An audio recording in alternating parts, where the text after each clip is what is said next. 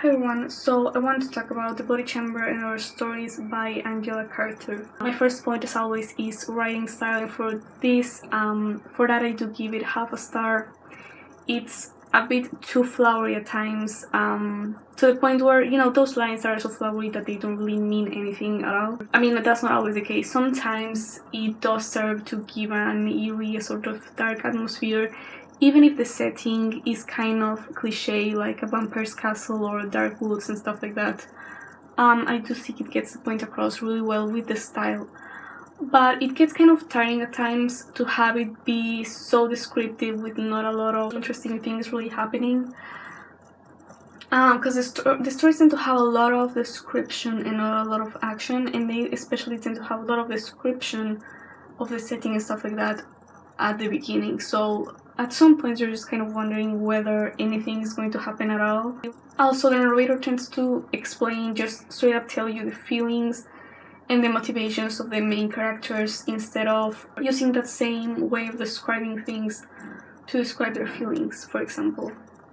So for the writing style, again, I do give it half a star, and I give the same to the plots or storylines. Some weren't even long enough to be proper stories because, again, there's so much description that they don't really get to be an interesting story because it's only like 2 or 3 pages, and there's not anything really going on in order for me to say that it's really a story as opposed to like an exercise, a writing exercise or something like that.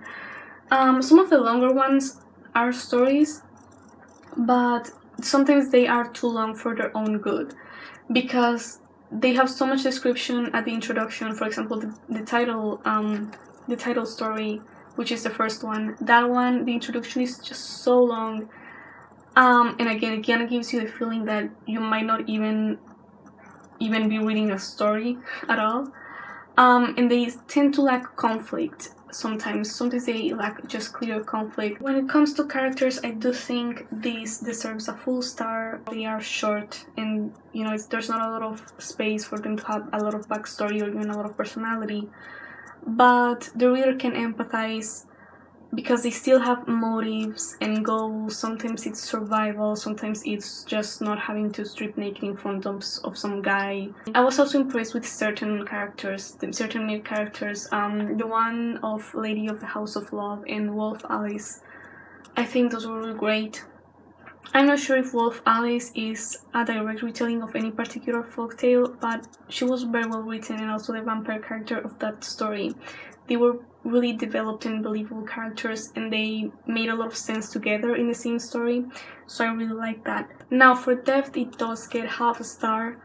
Some of them I don't think they add much depth to the story that they're retelling. For example, the title story is pretty much just a direct retelling of Bluebeard with pretty much nothing changed. Some of them are, again, just the same retelling, but almost direct retellings, but with sex or romance thrown into it. And sometimes the romance seems a little forced or seems to come out of nowhere, so it makes it feel kind of pointless. In other stories, it seems a bit more believable, but I still do feel like they're trying to spark a discussion in the reader's mind with some stories. For example, the Lady of the House of Love asks whether you can renounce your nature or what you are, your essence, and Wolf Alice shows how a human raised by animals has to start understanding social concepts like time or modesty. The last point is my personal feelings, and I give another half star for this. So you can tell my favorite ones were The Lady of the House of Love and Wolf Alice, which those are of the second half. Wolf Alice is the very last one. Those were more consistent in how entertaining they were throughout, and which is something a lot of stories lacked because some of them were just kind of, again, they just seemed like writing exercises and not like really proper stories.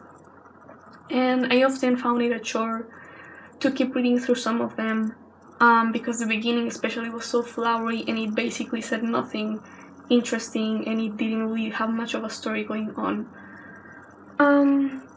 So my rating in total for this is 3 stars, and I do recommend it if you are more into atmospheric reads, or you know, if you want to read something shorter like this that you may or may not get through fast. And I hope you enjoy this video, and I will see you in the next one.